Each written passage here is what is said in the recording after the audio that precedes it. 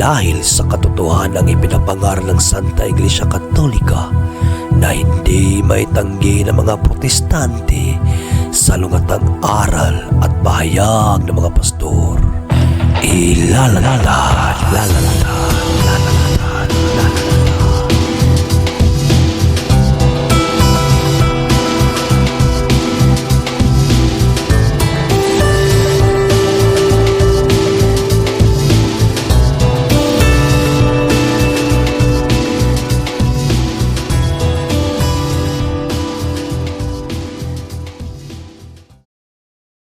Card back, sauce in hand.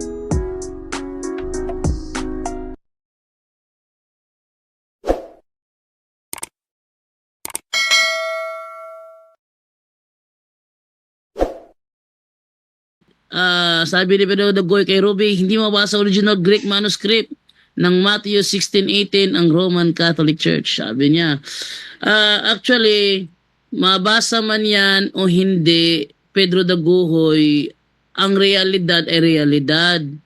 Yung Iglesia Katolika, yun talaga ang Iglesia tinayo sa Matthew 16:18. Tanggapin mo man o hindi.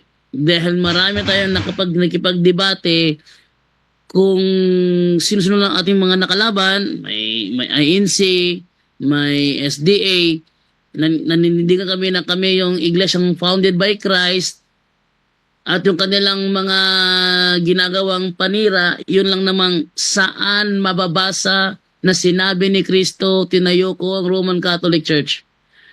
Hindi ganun yung aming katuruan na kailangan sabihin ni Kristo, tinayo niya ang Roman Catholic para mapatunayan. Bakit? Kasi yun talagang Iglesia Katolika, kahit i-trace mo pa yan sa sa kanyang sinimulan, yun talaga ay tatama sa actually inaamin niya ng INC ng Pasugo ng Manalo At ipakita mo na saglit habang inaano ko ito. So sa references natin, doon tayo sa Pasugo INC. Nasa INC ko ito Pasugo. Tingnan nyo ano sinabi ng dito ng INC. Ito. Sa kanilang Pasugo noong July to August 1988, page 6, even secular history shows a direct time link between the Catholic Church and the Apostles, leading to the conclusion that the true Church of Christ is the Catholic Church. Sabi ni Ramel Parba, yan ay isinulat lamang ng isang dati membro Katoliko. Kasi ang sabi ng mga unang linya, as a Catholic, I was firm in my belief that Peter was chosen as first pope to head Christ's church on earth. Even secular history shows a direct time link between the Catholic Church and the Apostles, leading to the conclusion that the true Church of Christ is the Catholic Church. Sabi niya, paniniwala niya raw yan. Paniniwala niya. Yung secular history, paniniwala niya rin ba yon? Di na. Kaya nga even secular history shows, hindi na niya kontrolado yan. Kaya, meron pa silang isang pasugo rito kung saan, ito, yan. January to March 1995, page 8. Ano sabi nila? The Church of Christ has totally become the Catholic Church. So, mabasa man o hindi, sa Mateo 16:18, ang Roman Catholic Church, iisa pa rin ang sintido. The Church of Christ has thoroughly become the Catholic Church.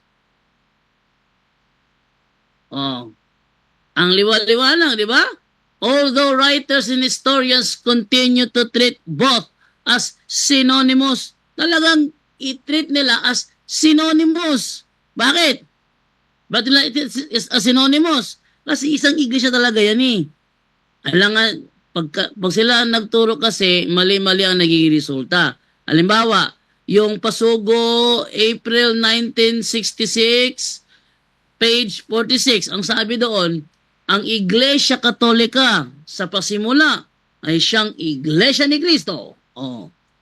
Eh di maliwanag. Mabasa man o hindi, sa Mateo 16:18, ang tinutukoy doon na iglesyang itinayo ni Kristo, walang iba, ang Iglesia Katolika. Actually, meron akong kopya ng pasugo na sa ko lang, di ko lang kung, alam kung saan ko nailagay yon. Sinasabi doon na I have nothing against the fact that the Catholic Church, which exists to this day, can be traced back to the first century. Oh, can be traced back to the first century. So, ibig sabihin, yung Iglesia Katolika, nagsimula sa first century, yun na nga. Oh, okay, so yun ang ating ating pagpapalinaw sa kanilang mga issue na ibinabato sa atin na sila ay yung kanilang iglesia kinatatayuan, nagsimula lang yan noong November 1913. Narehistro July 27, 1914. Okay, Bro Jando, yes.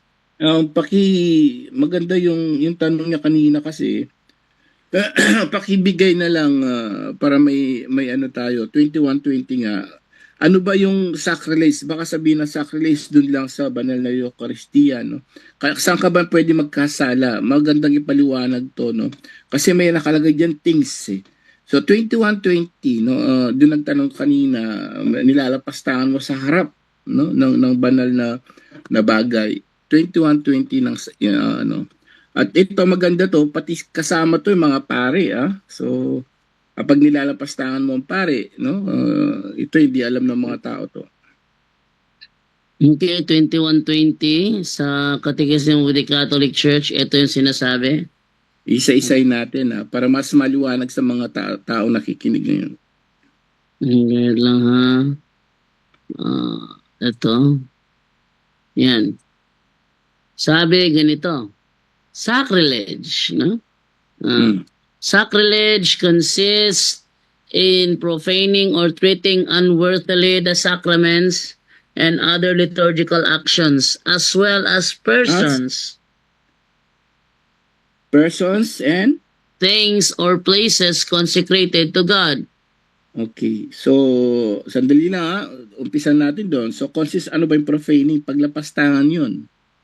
Pag sinabing profaning, paglapastangan o tinitreat mo unworthily, ibig sabihin na hindi karapat-dapat yung mga sacraments, no? Yung mga ayan katulad ng mga katulad nung halimbawa ang pari nasa mortal sin siya pero nagbimisa siya, delikado 'yon, no? Tapos yung other liturgical actions din, no? Kaya nga ang mga liturgical actions natin, yung mga kumakanta, nagbabasa ng no, kailangan talaga nasa state of grace din. Yun naman as well as persons, no? Ibig sabihin mga pare, mga obispo, santo papa, things, ayun. So yung sinabi niyang things, ito yung bagay na mga consecrated to God din, kasama yung things. Ano yung things na yun? Ayun. Yung things na yun, kasama yung sinasabi mo, nawawala ba yung Hindi yun nawala. Ikaw nagkaroon ng sacrilege daw. Yun sa no? Or places consecrated to God. Pati nga yung pagko-concert nila ngayon na Makamundo, no, inano yung altar, delikado yun. Consecrated to God yun, inaano yung simbahan, kino-consecrate ng mga obispo yan, ng Diyos sa pamamagitan ng mga obispo, yung mga simbahan, tapos lalagyan mo ng concert na gano'n, magagali pa siya sa altar. So, delikado yun. Ayan po, no? So, napakalinaw niyan, yung ginawa mo, pwede siyang mag-fall sa sacrilege yun. No, lalo na madalas tayo sa harap mismo ng altar nyo, sa harap ng santo, yun na, mura ka ng mura, naku, ayan no, treating unworthily or profaning, blasphemy, paglapastangan, sa mga as well as persons, yung persons, mga tao, wag niyong lapastanganin mga kaparian, mga bagay, yan ang mga sacramentals natin, no, wag niyong lapastanganan, places, yun ang mga lugar, are consecrated to God. Sacrilege, tapos is a grave sin, no? Basahin nga bro, yung kasunod nun. Pakibasa bro. Okay, sabi dito, 2021, simony is defined as... wala na siya dyan, no? Hanggang dun lang sa siya? Sacrilege is a grave sin. Yun. especially when committed against the Eucharist. Yun. For in So, this sacrament, the true body of Christ is made substantially present for us. isa yun. So, pagka against the Eucharist, biblical naman yon, yung mga hindi karapat-dapat na susubo ka ng banal na ostia. Kaya sabi dun sa 1 Corinthians chapter 11, 27 to 29, kaya marami, ang hindi karapat-dapat kumain ng katawan at dugo ni Kristo, nagkakasala at kaya yung iba sa inyo nagkakasakit, sabi niya doon, at namamatay. Totoo yun. Ulitin lang natin dito yun, ha? Pati yung nagko-communion po na hindi karapat-dapat. Ang sabi ni Apostol Pablo, kaya sa marami sa inyo nagkakasakit at namamatay. So hindi mo pwedeng basta-basta, pwede na ako mag-communion. Hindi po pwede yun. Pwede ka magkasakit at mamatay. Hindi seryoso siya. Ang mahirap dito, nag-commit ka ng sacrilege, namatay ka, saan ka pupunta? Ang mga tao hindi pinapansin yan. Ano sila ng pansinin nyo, napakaraming nakapila sa pero sa confession wala. Lalo na sa mga katedral, libo-libong tao ang mga Brother Angel, nagko-communion, bro. pinapaklaro ko lang ha, kasi maraming tayong beses na tayo'y pinagbibintangan ng mga protestante, lalo na ng dating daan, na yung kasal may bayad, yung binyag may bayad, yung kumpil may bayad. Lagi silang sinasabi nila yun, di ba? Ito verse 20, ito sa ating Catechism 21:21, no? Tingnan niyo. Simony is defined as the buying or selling of spiritual things. Yung mga banal na bagay gaya ng kasal, yun ay sakramento. Walang bayad yun. Mga ang dating daan na nanonood ngayon, opisyal naming turo, walang bayad ang kasal. Kasi pag yung kasal na sakramento, binayaran mo, may kasalanan kami, simony, Pareho yun, na ang nagbenta at bumili. Yung nagbayad, magkakasala ng simony.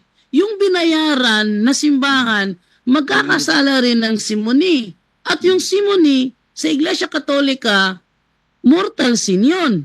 Kaya bakit kami nagbibintangan ng mga protestanteng mga walang alam na ito na ang kasal may bayad, ang binyag may bayad, ang kumpil may bayad. Bakit magkabayad? Magkakasimuni kami niyan. Magkakasala kami ng simuni niyan. Tapos nagtuturo kayo. Sa madaling salita, pinagbibintangan nyo kami ng kasinungalingan. Ito pa si The Watcher. Sabi niya, yung tanong niya nilumot na daw. Paano kasi problema kasi sa'yo, magtatanong ka tapos pag sinagot ko na, wala ka na dyan. Yun ang problema sa'yo. Kaya yung tanong mo, matagal nang sinagot, paulit-ulit pa kasi hindi mo naririnig dahil pag sinagot ko na, wala ka na dyan. Yan ang problema sa'yo. Yung tanong mo na yan, matagal ko nang paliwanag sinagot. mo, hindi naman yung tatanggapin. Hindi na niya tatanggapin. So, baliwala yung tanong mo. Baliwala, basura lahat. Kasi pag sinagot, hindi naman tatanggapin. Sabi niya, saan mababasa na si Kristo ang nag-utos na gumawa kayo ng rebulto? Hindi yan ang aming turo.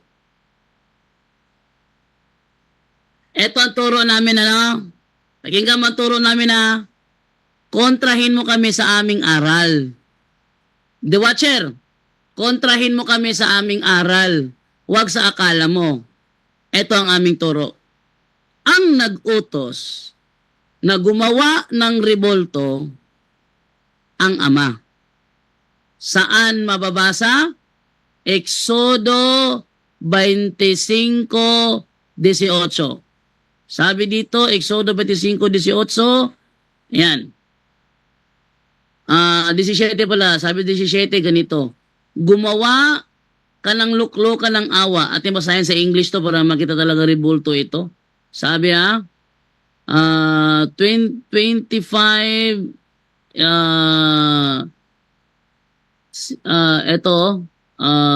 Exodus chapter 25 verse 18. Then make 2 statues of guardian angels. Estatwa. gumawa ka ng 2 estatwa ng Anghel de la Guardia. Yan ay rebulto.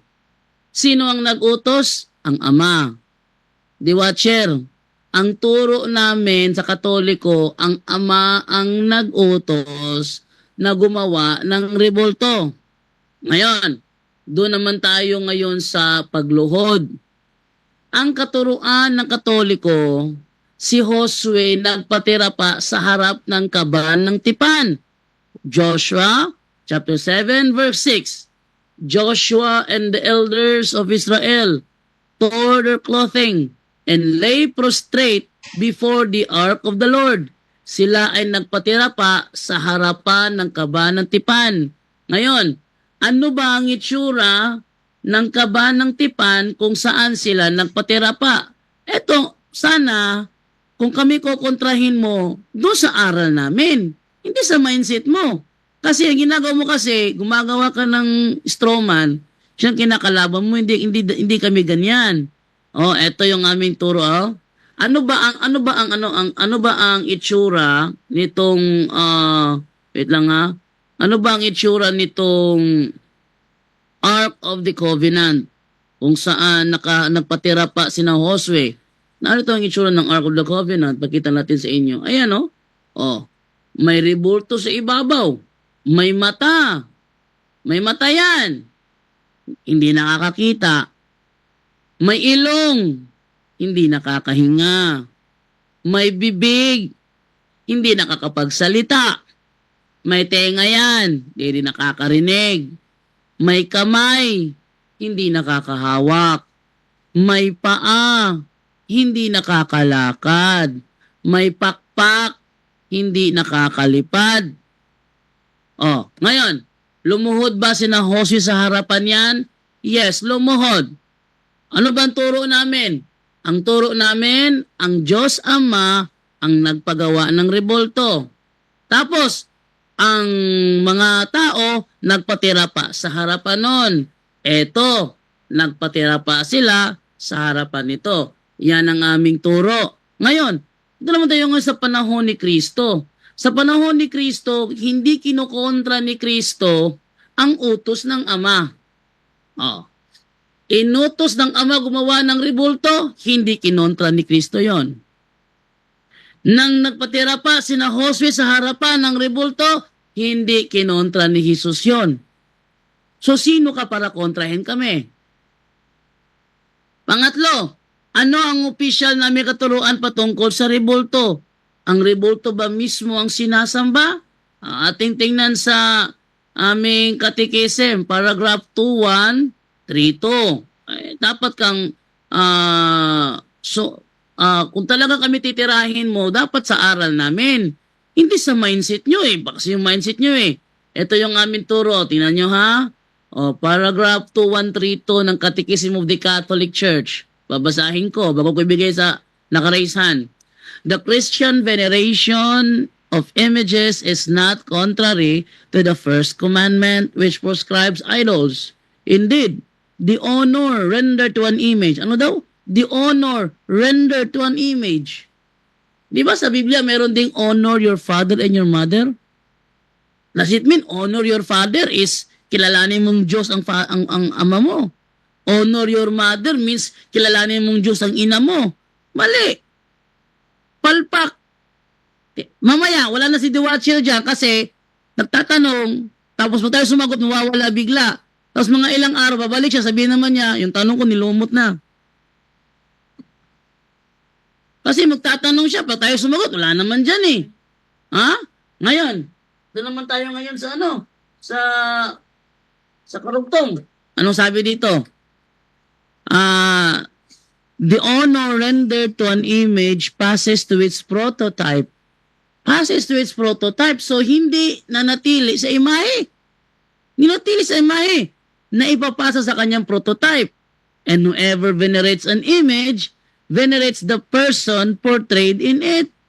The honor paid to sacred images is a respectful veneration, not the adoration due to God alone. Sa madaling salita, pag sinabi, The Watcher, not the adoration. due to God alone. Sa amin, ang pagsamba na adoration, doon lamang yan sa Diyos. Hindi yan pwedeng ibigay sa mga santo, hindi yan pwedeng ibigay sa mga rebulto, yung adoration na para sa Diyos. Sa madaling salita, hindi namin nilalabag ang kautusan. Bakit? Hindi naman mga Diyos ang rebulto para sa amin. Kaya nga sabi, the honor paid to sacred images is a respectful veneration, not the adoration due to God alone. Next, religious worship is not directed to images in themselves, considered as mere things, but under the distinctive aspect as images leading us unto God incarnate.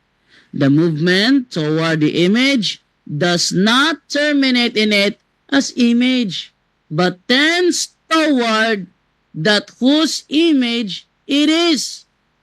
Yan ang aming opisyal na turo. Huwag kayong mag-imbento ng mindset nyo, tapos yung mindset nyo, ang ipapalitaw nyo na turo daw namin. Ha? Hindi ganyan. At saka sana, pag ako sumagot, makinig ka naman. Para yung tanong mo, hindi pa ulit-ulit.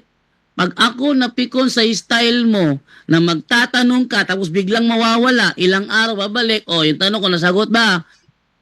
I-remove na kita sa channel na ito. Kasi hindi naman yung matino eh. Sabi nga ni Eli Soriano, di ba? Ang nagtatanong, naghihintay ng sagot. Di ba? Alala nyo yon?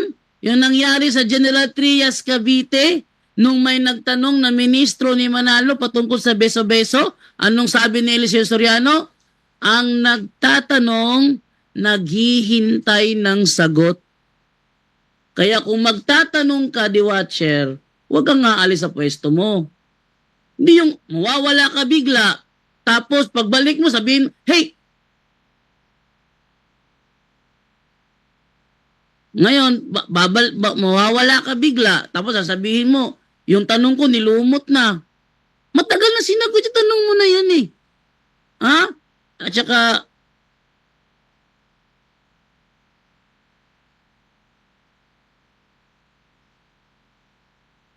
ay, Michael, pinapakilaman yung remote ng TV.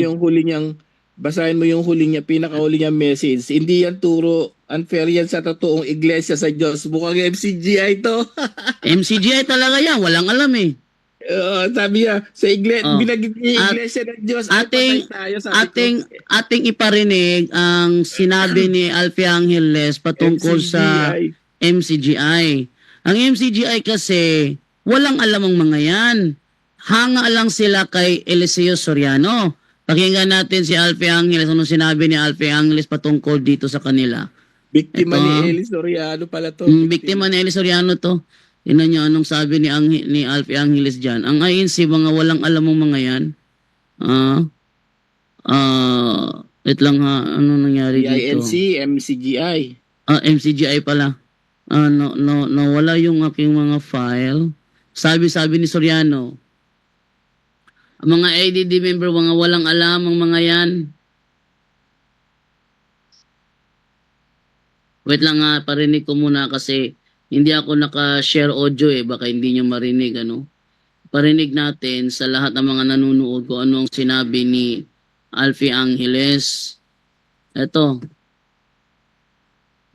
Sabi ni, ito talaga, member talaga ito ng dating daan. Ano sabi niya?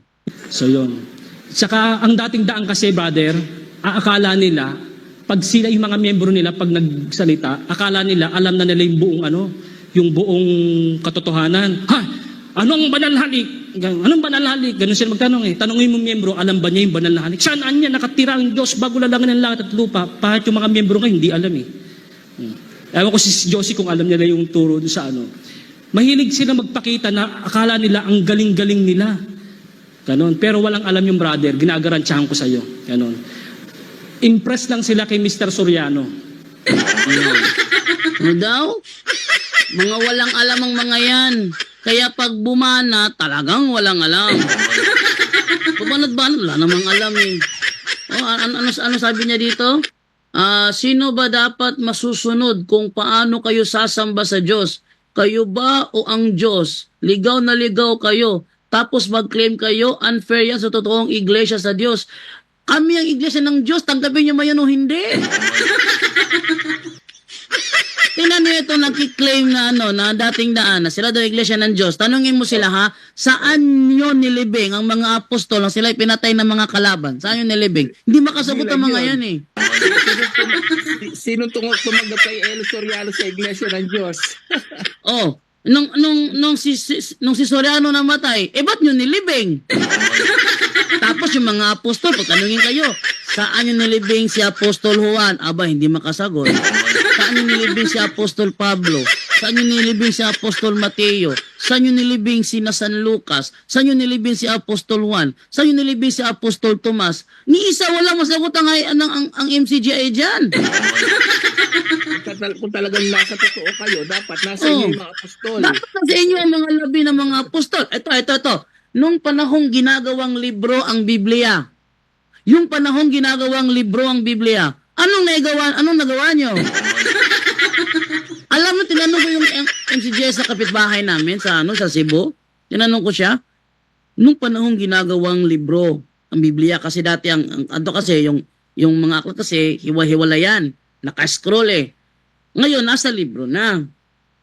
Nung ginawang libro ang Biblia, ano ang nai-contribute ng Iglesia ng Diyos na sinabi mo na kinaaniban mo? Aba, hindi nakasagot yung MCGI.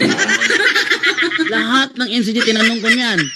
Maging si Diwacho, hindi makasagot yan. Anong nai-contribute ninyo, bro? Anong nagawa ninyo? Kayo ba nag-compile? Kayo ba ang pumili ng bakit ang Testament 27 books lang? Kayo ba ang pumili ng mga Old Testament na aklat? Ito yung Old Testament kasi marami kasing mga apocryphal books eh. Oh, anong ginawa nyo? Kayo ba nag-translate? Kayo ba naglagay ng chapter? Kayo ba naglagay ng verse? Anong ginawa ninyo? O baka sumulpot lang kayo ng ginawa ng libro? Oh, baka yun ang nangyari. Sabi nila, Ikalawang Korinto 1:1, Iglesia ng Diyos. Tanong, kailan kayo umanib sa Iglesia ng Diyos na nasa Korinto? Ngayon, kilala nyo ba kung sino ang bishop ngayon sa Iglesia ng Diyos na nasa Korinto? Di nila alam. Nang iniwan ni L. Soriano si Nicolas Antiporda Perez kasi pumalit si Levita Gugulan, pumunta ba siya ng Korinto para umanib sa Iglesia ng Diyos? Wala. Bumunta ba siya sa Epeso, sa Tesalonica, sa Galacia, para umanib sa Iglesia ng Diyos? Wala. Sabi nung isang MCGI, wala na roon ang Iglesia ng Diyos eh. Saan? Sa Korinto, wala na? Oh, sa Galacia, wala na rin. Sa Epeso, wala na rin. Sa Pilipos, wala na rin. Sa Tesalonica, wala na rin. Ibig sabihin, lahat ng chapter nila nabura sa mundo. Ang tindi naman ang nito. So, kung nabura sa mga lugar na yon ng Iglesia ng Diyos, paano kayo umanib? Sabi nila, unang 1:3. Ba, ginawang superbook ang Bible, papasok sa Biblia pa. Ang tindi ng hallucination nyo. Huwag kayong ganyan. Tanggapin nyo man o hindi. Sabi nga ng pasugo ni Manalo I have nothing against the fact that the Catholic Church, which exists to this day, can be traced back to the 1st century. Baka ito, i-deny mo ito Parinig natin ito bago ko bigay kay Mary Jane Perez. Ano ang sinabi ni L. Soriano kailan na itatag ang Iglesia Katolika? Ate, parinig Kailan ba itinayo ang Iglesia Katolika? Eto. Ang konklusyon ko, sino ba ang nagtayo ng Iglesia Katolika? Sino ang nagtayo ng Iglesia Katolika? Hindi ko kilala yung mga tao na yun, hindi pa ako buhay noon. Yang relihiyon na yan, hindi ko kilala yung mga taong nagtayo. Hindi pa ako tao noon eh. 2,000 years ago. Kailan daw? Kailan nagsimula ang Iglesia Katolika? 2,000 years ago. Ayan tanong, kailan naman nagtatag si Kristo ng Iglesia? Eto, pakinggan nyo, Soriano.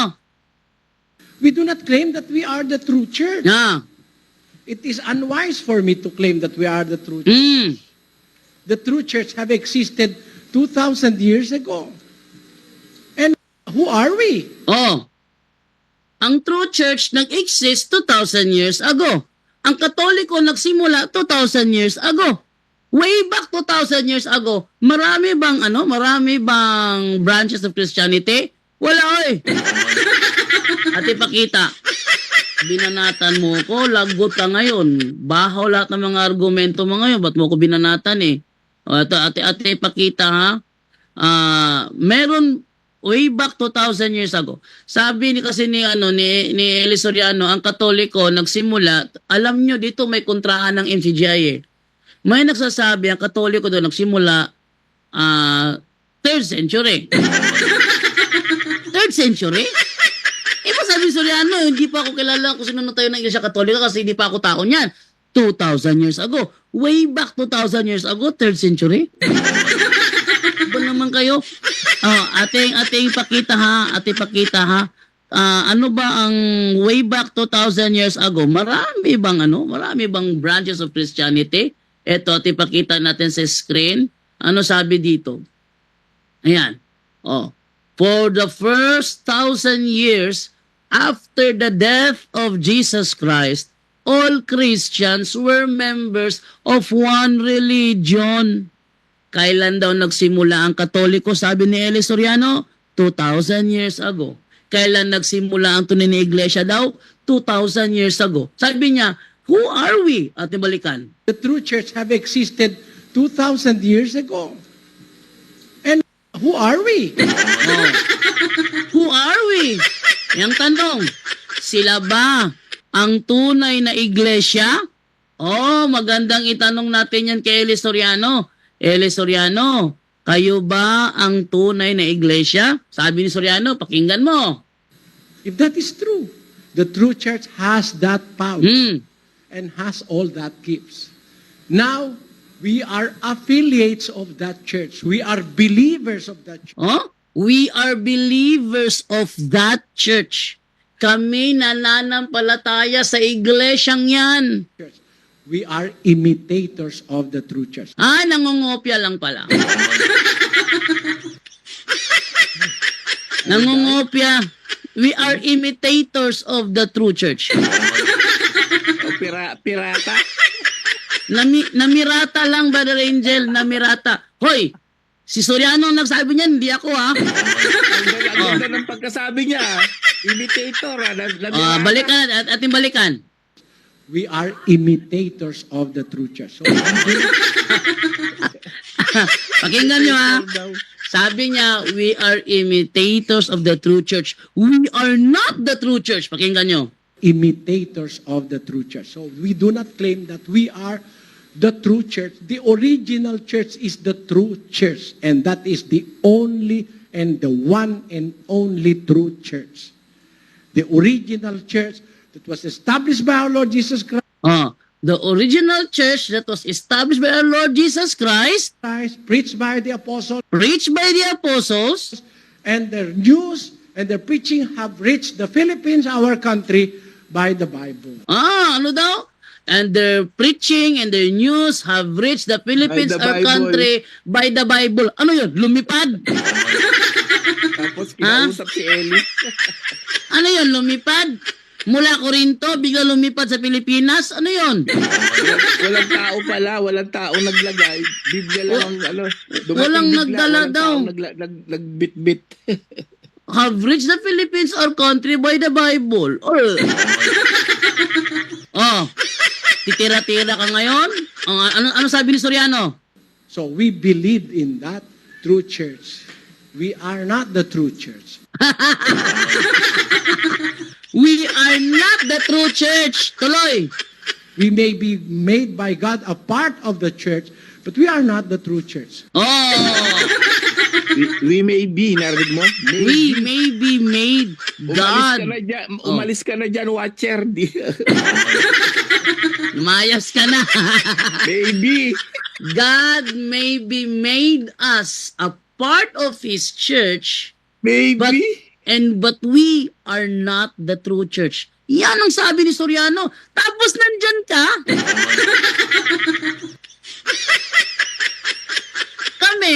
Kami ang may karapatan mag-claim yan. Bakit? Lahat ng kasaysayan alam yan at nibalikan nito.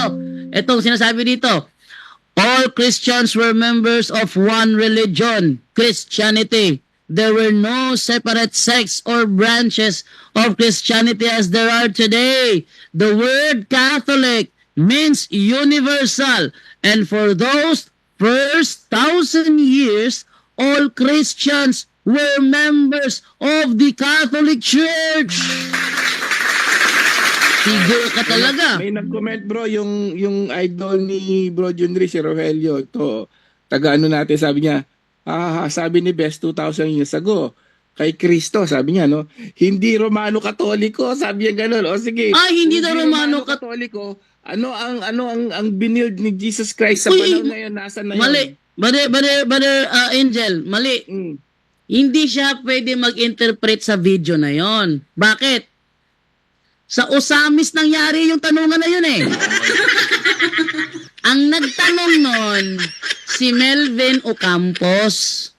Si Melvin Ocampos ng Catholic Faith Defender Osamis City Chapter ang nagtanong nun. 3 kaming pumunta niyan. Doon yan iniheld sa Elizabeth Pharmacy, 2nd floor.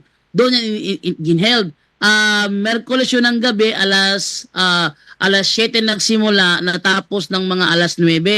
Ngayon, ano nangyari doon? Ang umakyat doon, si Melvin Ocampos, ako, at si Tammy Manlunas. Dalawa lang kami ni Melvin na binigyan ng Bible kasi kami lang dalawang nagtanong. Si Tammy Manlunas kasi nagsusuri lang. Ang nagsusuri ay wala siyang libreng Biblia.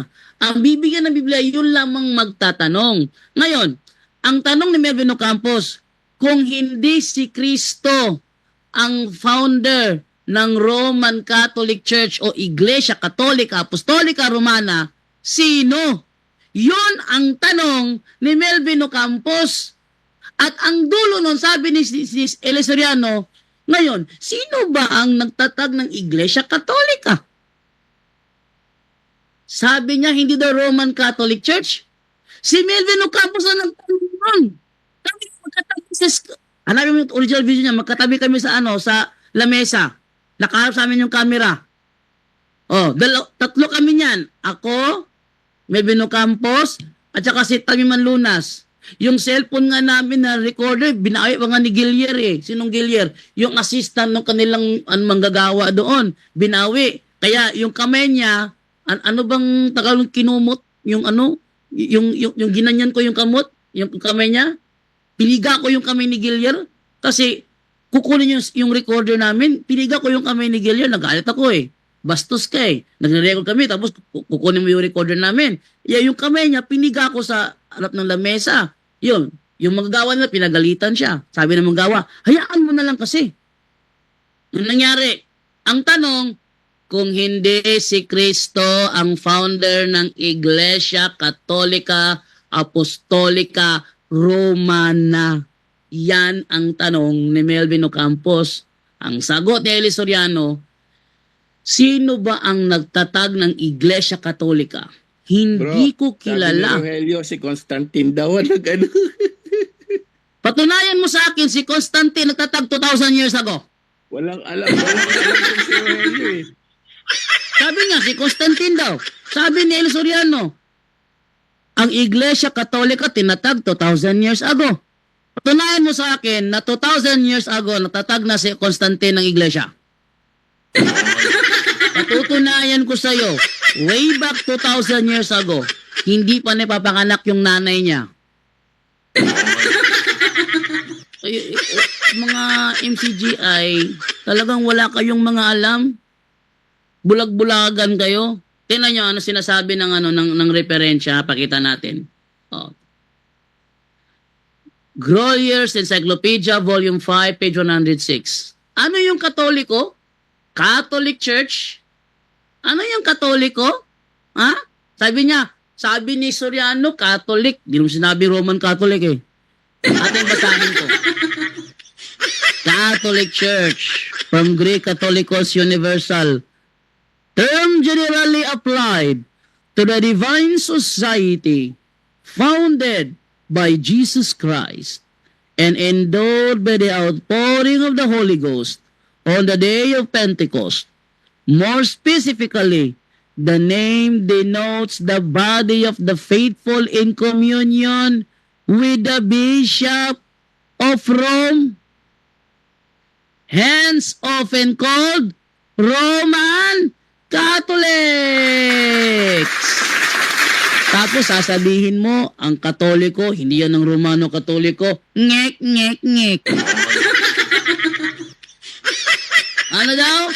Catholic Church, founded by Christ, hence often called Roman Catholic. Tapos sabihin mo, hindi. Oh, yan ang problema. So, hindi sila ang tunay na iglesia. Kaya kayo, mga MCJ, huwag mo tigas ang ulo. Lumayas na kayo dyan. Okay? Sabi, last ano na lang sa kanila, may 3 rito yata nag-ano, no, sa ibang sekta. Sige, isa na lang ang tanong namin, paki-message nyo na lang. Kung sino yung, kung hindi si Jesus ang founder ng Roman Catholic Church, pakisabi kung sino, at tapos bigyan mo kami ng ano, no, ng kahit anong kasaysayan na kung sino talaga ang founder ng Ito na lang. Maganda, history books, ha, ipakita nyo kung sino talaga. magandang maghamon tayo ng debate ganito. O, ito ha. Kasi kami, marami na kaming beses nagpatunay ng Iglesia Katolika, Apostolika Romana ay siyang iglesia ng Diyos ayon sa Biblia at mga referensya.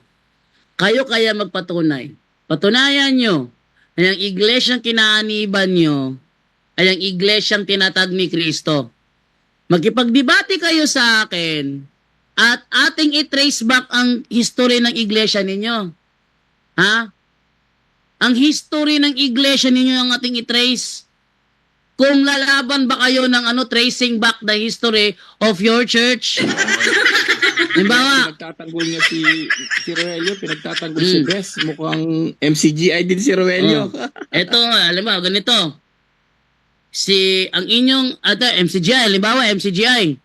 Ang inyong ngayong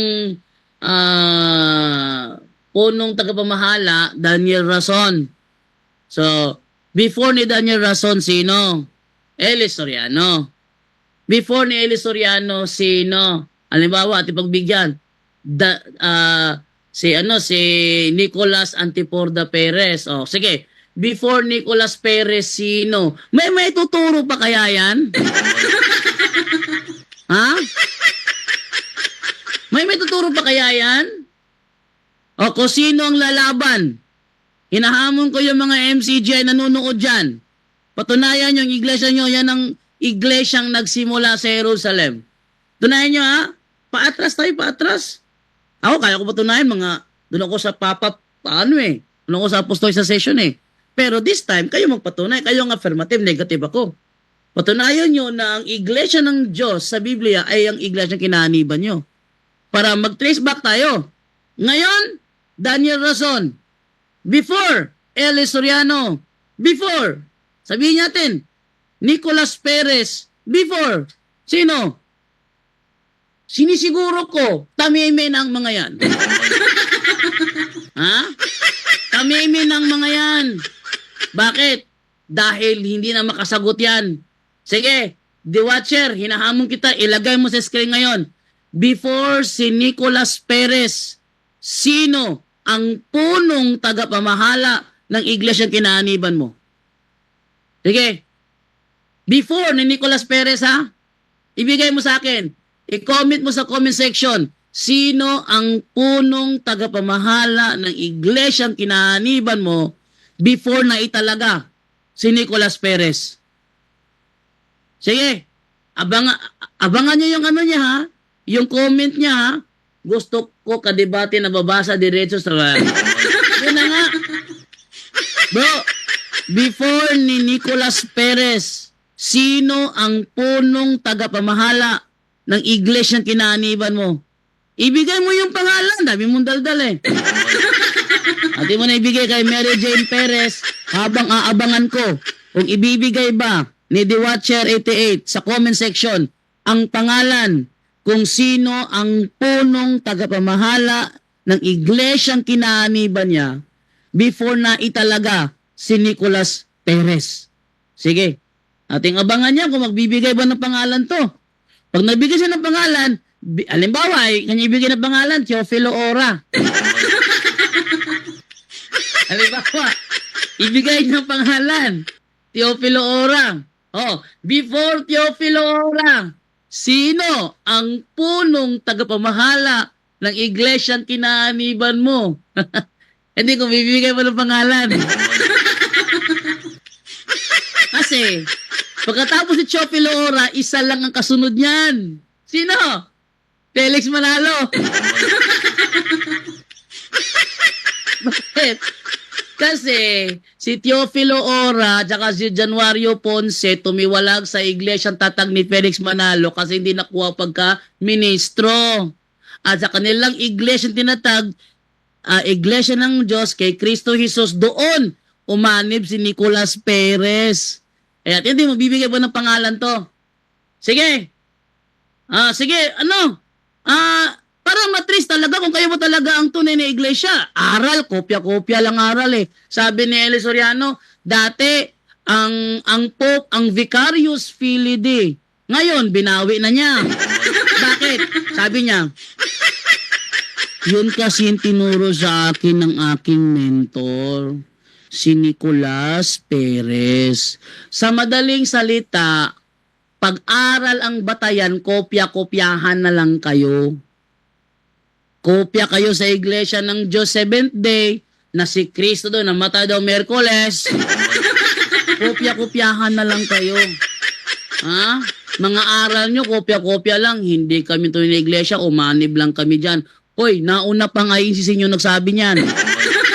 Meron kaming pasugo na sinabi yan, hindi pa wala pang 1870 yung pasuko nyo, sinabi nila, hindi kami ang tunay na iglesia ni Kristo, umanib lang kami. Kinopya nyo yan. Kaya kung aral ang batsihan mo, ay kopya-kopyahan na lang.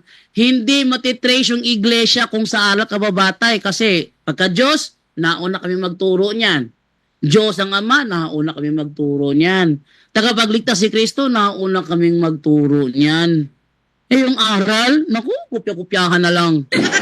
Mas maganda, ating i-trace back yung inyong history. Ngayon, Daniel Rason, before Eli Soriano, before Nicolas Perez, before, sino? Bigay yung pangalan. Hindi nang bibigay ng pangalan yan, dami na lang daldal.